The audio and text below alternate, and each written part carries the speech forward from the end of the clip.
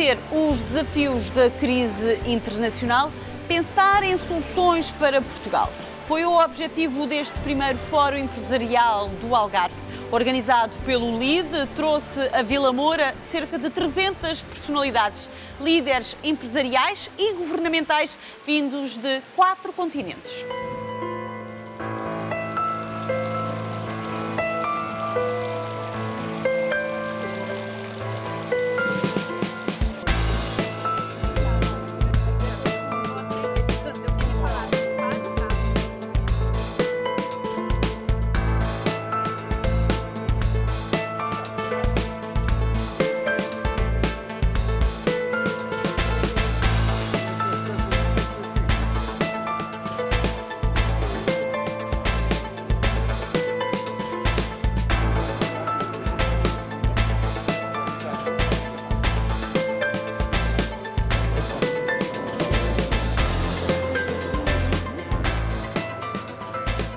É com muita honra e prazer que apresento as boas-vindas e a vossa presença neste evento anual, designado Fórum Empresarial do Algarve, organizado pela primeira vez pelo LIDE Portugal. Como todos sabemos, nós vivemos um momento crítico da nossa história recente, acompanhada de uma crise económica aguda que alguns economistas tiveram o atrevimento de considerar a crise do capitalismo e o seu desmembramento. Estes são, talvez, um wake-up call para os nossos políticos europeus e para o tecido empresarial, porque estamos perante uma experiência não vivida no passado e que o futuro vai nos obrigar a considerar que a internacionalização e as parcerias nesses novos mercados emergentes talvez seja o modelo de negócio que nós temos que seguir. E esses temas serão abordados nos 2 painéis que vamos ter amanhã de manhã, um e o outro após o almoço. O sistema capitalista democrático é um sistema que nós vivemos e sabemos que na última metade do século grandes progressos nós conseguimos. E, portanto, temos que adaptar a essas novas realidades. É preciso fazer naturalmente um grande esforço, que aliás o nosso governo está a fazer. Nós temos é que também adaptar as novas circunstâncias. O primeiro discurso, dizem-me, que foi feito exatamente no LIDE, há 15 meses atrás, quando o LIDE também começou. Já caminhámos bastante nestes últimos meses, consolidámos, quer a nível empresarial, quer a nível governamental, um caminho que é importante para ultrapassarmos as dificuldades, e o LIDE, e o que está aqui também presente nesta sala, mostra muito claramente a visão e o networking que existe para termos um país mais empreendedor, mais inovador e para termos uma aposta inequívoca e fundamental na tal chamada lusofonia económica, que é, acima de tudo, e deve ser essencialmente uma aposta naquilo que nos une, da cultura, da história, mas especialmente utilizarmos a nossa cultura comum, a nossa língua, como um instrumento económico para benefício de todos. Muitos países europeus, inclusivamente Portugal, não têm enfrentado uma só crise, têm enfrentado 3 crises. Fala-se muito da crise do sobreendividamento, a crise das finanças públicas, e isso é verdade. Temos não só o sobreendividamento das nossas finanças públicas, mas temos um sobreendividamento das nossas famílias e das nossas empresas, e esse processo de desalavancagem, quer do Estado, quer das empresas, quer das próprias famílias, que a curto prazo é tão difícil. Mas para além dessa crise, temos uma crise que se vinha arrastando já há alguns anos, que era uma crise de competitividade, em que os nossos indicadores mostravam muito claramente que Portugal padecia de vários problemas dos quais eram necessários haver reformas estruturais para colmatar e para combater esses graves problemas. Mas para além disso tínhamos outra crise que também era comum a muitos outros países europeus, que é a questão da dívida externa. Durante muitos anos, muitos povos europeus consumiram acima das suas possibilidades, acumulando déficits externos que, como não foram combatidos a tempo, e porque havia a noção na altura por parte de alguns setores que não havia problemas de balanças de pagamentos em uniões monetárias, fomos acumulando, esses déficits externos foram-se acumulando a 5, 10% do PIB ao ano, deram aso a dívidas externas, se não fossem travadas a tempo, se tornariam facilmente insustentáveis. E, portanto, a dificuldade de muita da crise que nós estamos a ver hoje é exatamente a combinação dessas três crises: de sobreendividamento, falta de competitividade e a crise também da dívida externa. É por isso que a crise europeia é tão complexa. Portugal é um país que já tem quase 900 anos, já passámos por muitíssimas crises financeiras, muitas bancarrotas, muitas crises bancárias, já passámos por cataclismos naturais muitíssimo grandes, já perdemos a independência, já perdemos impérios, já tivemos revoluções e sempre sobrevivemos. Aliás, saímos sempre da crise mais fortes e é isso mesmo, com determinação, com ambição, que teremos a certeza que iremos também sair da crise ou das dificuldades mais forte. A crise europeia, que soluções é um tema discutido em todo o mundo e também aqui neste evento por empresários e governantes. E no final, todos saem em defesa do euro. Todos os portugueses sabem bem que eu gosto de opiniões claras e francas e às vezes chocantes, e é isso que faço tensões de comunicar aqui, no sentido de termos um debate tão vivo quanto possível. Ponto de partida, discordo do título desta sessão: a crise europeia e suas saídas. Não há uma crise europeia. Os senhores dão uma pequena visita à Alemanha, ninguém fala em crise. Os senhores vão à Suécia, toda a gente fala em prosperidade. Os senhores vão à Polónia e vê uma revolução extraordinária em um país irreconhecível. E posso repetir inúmeras vezes. Há, de facto, uma situação difícil numa série de países periféricos, incluindo países muito importantes e muito grandes, como, por exemplo, a Itália. Crise essa que está em vias de se resolver e que, evidentemente, em certos cenários dramáticos, pode criar graves dificuldades para a Europa. Mas o meu primeiro conselho e a minha primeira opinião forte é um erro enorme subestimar a Europa. O que se passa hoje na Europa é uma profunda revolução na forma como a economia europeia está sendo organizada. A Europa, no seu conjunto, está a tornar-se cada vez mais competitiva à escala global. Isso só é possível por uma rapidez de integração extraordinária. Todos os países europeus que têm sucesso são países que aproveitaram muito bem a integração europeia para criar novas cadeias de valor, redistribuir a atividade económica, encontrar em cada zona da Europa o ponto certo, o local certo para uma fase de produção, para um centro de investigação, para uma atividade de marketing ou comercial e que depois integram em grandes marcas europeias que se apresentam ao mundo inteiro com outra força e outro vigor. E como a Europa tem uma extraordinária diversidade, é talvez o continente com maior diversidade no mundo, de diversidade sobretudo de competências, de saber fazer, não é verdade? Isto é uma força extraordinária que alguns países europeus já estão a saber aproveitar e muito bem, e daí resulta uma capacidade de afirmação notável. Hoje em dia, devo dizer-vos, quem anda no mundo da banca, dos investidores, dos analistas, está muito mais preocupado com o que se passa nos Estados Unidos da América, com o chamado fiscal cliff, com a incerteza brutal ligada às contas públicas e à dívida pública americana e à incapacidade do sistema político americano de lidar com esse desafio, do que com o futuro da Europa, que vai se resolvendo. É verdade, como disse o Sr. Ministro Miguel Relvas, que as coisas na Europa sempre demoram muito tempo. É preciso ter paciência. Nós, europeus, sobretudo os europeus do Norte, não gostam de soluções rápidas e imediatas. Lá chegaremos, demorará o seu tempo. Mas quando chegamos lá, chegamos com soluções sólidas, robustas e de longo prazo. É claro que neste contexto, alguns países estão em dificuldades evidentes, nós somos um deles, Essas dificuldades têm claramente a sua explicação. E essa explicação é, sobretudo, a de não termos sabido aproveitar aquilo que foi a entrada no euro. O euro é uma peça essencial da integração europeia.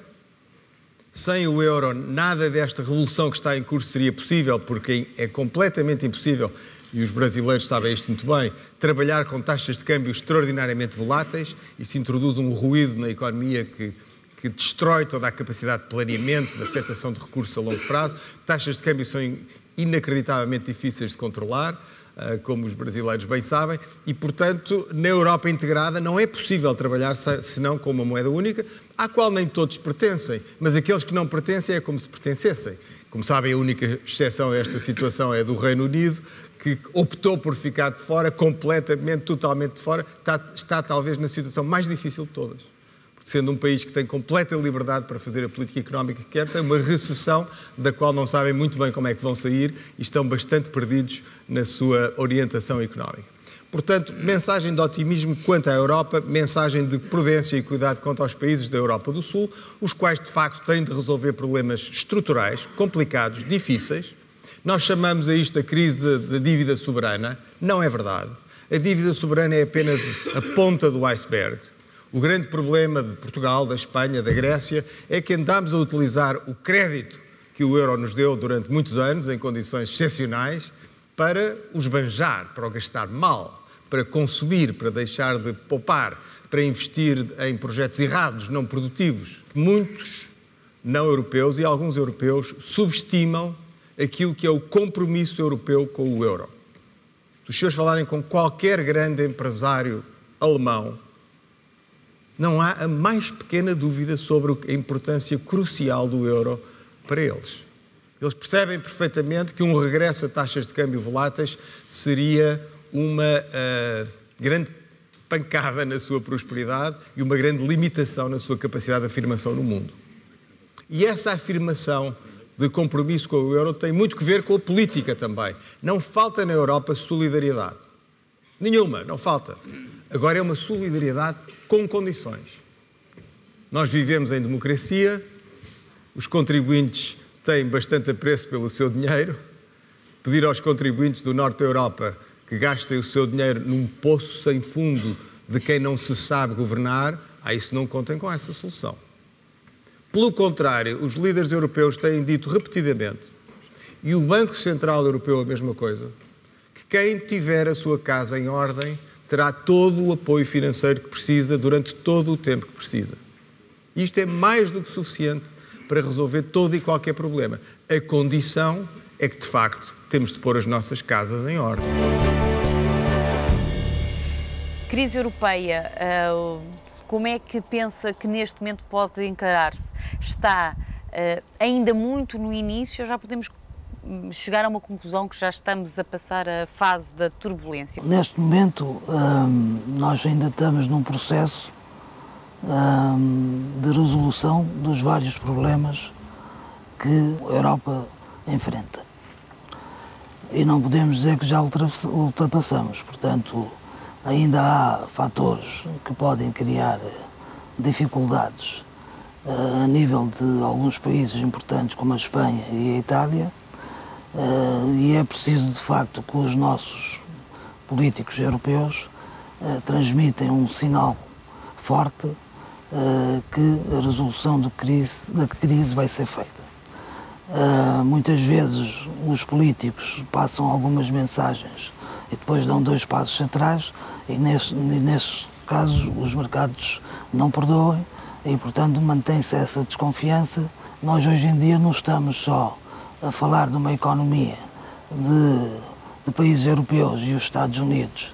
Temos hoje mercados emergentes que vêm a ocupar espaço que anteriormente era nosso e, portanto, as medidas que temos de tomar e os incentivos que temos de criar é procurar novos modelos para poder enquadrar neste novo contexto. Porque a história já não se vai repetir e o mundo mudou-se. O mundo está completamente diferente. Portugal continua no mesmo barco ou já está mais atrasado nesta recuperação? O nosso governo tem feito um grande esforço ao introduzir as medidas necessárias que têm que ser feitas. As soluções não são fáceis. Isto, obviamente, tem repercussões a níveis sociais. O desemprego, obviamente, aumentou. Mas quando nós estamos perante uma economia doente, não se pode resolver com antibióticos. E, portanto, se tem que se utilizar os instrumentos que, obviamente, criam a recessão, o desemprego, mas estamos num bom caminho porque, com essas medidas, a gente se conseguir transmitir aos mercados que estamos a tomar medidas corretivas para resolver os nossos problemas e podermos voltar aos mercados, que é a coisa mais importante, para podermos ter a tal liquidez e podermos financiar as iniciativas empresariais. Então, vai dar resultado todo este sacrifício. Mas não depende só de nós. Este é que é o grande problema de Portugal. Porque os efeitos que acontecem em Espanha, na Itália, imediatamente têm o contágio para os nossos mercados e o nosso endividamento e as taxas de juros. Portanto, estamos aqui num ciclo que, mais uma vez, volto a dizer, que é a Europa, no seu todo, é que tem que demonstrar aos mercados que nós somos uma União Europeia, que as decisões que vamos ser tomadas são decisões ao nível centralizado e globais e que, obviamente, isto significa da nossa parte e da parte da Grécia e de Espanha responsabilidades que o nosso governo do nosso lado está a assumir. É quase prioritário que Portugal encontre outras fontes de investimento, como vimos aqui, Brasil, Angola, Moçambique, podem ser essas fontes, quer de receber investimento, quer de investir lá. Se nós conseguirmos exportar para os mercados tradicionais, então obviamente temos produtos que têm procura e aceitação. Temos que expandir para os novos mercados emergentes, onde as taxas de crescimento e o consumo vai aumentar porque as economias deles são mais fortes e estão a crescer a 7, 8, 9, 11%. Neste momento, os países, como, por exemplo, como foi dito, Brasil e Angola, que têm feito investimentos e há oportunidades no nosso mercado, isto vai continuar a acontecer porque esses investidores também consideram que neste momento é um momento oportuno de comprar em Portugal e, portanto, vão aproveitar este período menos bom nosso para poderem ter participações financeiras, que aliás já está a acontecer. Hoje em dia a questão não é o investimento estrangeiro, é investimento. Não é? E onde há oportunidades o investimento surge, independentemente se depois é brasileiro, angolano, chinês, isto não é importante. Os investidores procuram investir onde conseguem os melhores retornos e isto obviamente ajuda os países também a terem os crescimentos.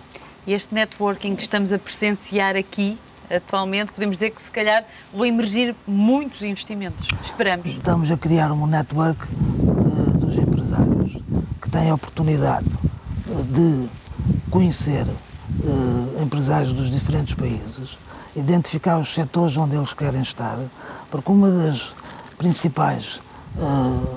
principal importância no investimento no outro país é ter alguém do outro lado que inspira confiança. E o LEAD consegue organizar esta plataforma através dos eventos de ter empresários de diferentes países poderem trocar impressões, debater as oportunidades, os desafios para poderem criar um negócio. Estão hoje presentes aqui mais do que 200 individualidades de 4 países, Brasil, Angola, Moçambique e Portugal, que dá uma grande oportunidade de trocarem impressões, de conhecerem-se, de poderem identificar oportunidades e tenho certeza que negócios vão resultar desta conferência. Hoje de manhã falou-se muito sobre crise europeia. O seu olhar, vindo de Moçambique, considera que a crise na Europa está já mais perto de acabar ou está muito perto do seu início? Vendo a crise na Europa com os olhos de fora, é muito mais difícil avaliar do que vocês estando cá dentro que estão a viver a crise.